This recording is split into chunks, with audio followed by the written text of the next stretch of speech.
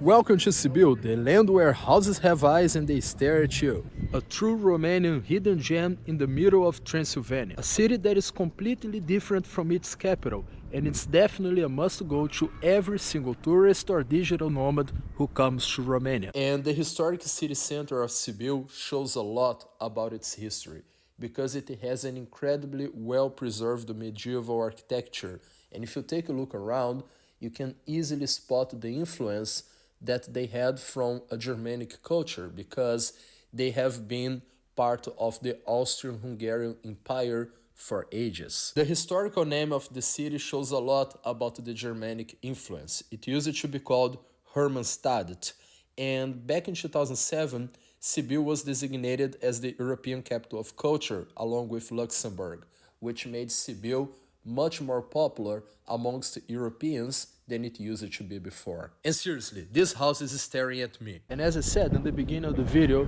when you come here to Transylvania, it doesn't feel like Romania at all. At least doesn't feel like Bucharest at all. Because when you go to the capital, it's a completely different look. Because the capital was heavily influenced by communist government, communist architecture. So they have those gigantic gray communist blocks for the working class citizens, and they also have some megalomaniac constructions like the parliament, and at the same time they try to imitate France. I don't know why. So they have the Arch of Triumph, and they try to have some other things to, I don't know, give more of a French look. But at the same time they try to push the French architecture. They also have the communist blocks, which doesn't make sense.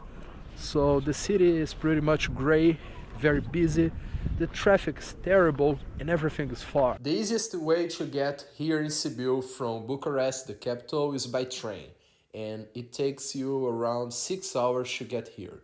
The train ticket costed me around 18 euros, and the train, of course, it's not the best one, however, it gets you there.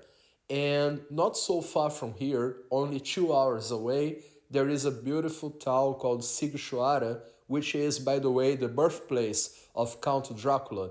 And the train ticket to get there is only 4 euros. So it's also a good destination if you are around here already. And when you come here to Transylvania, it's a whole different look. You really feel like you are in Central Europe, and makes total sense because this part here of Romania used to belong to the Hungarians until a few decades ago, and you can easily see the influence.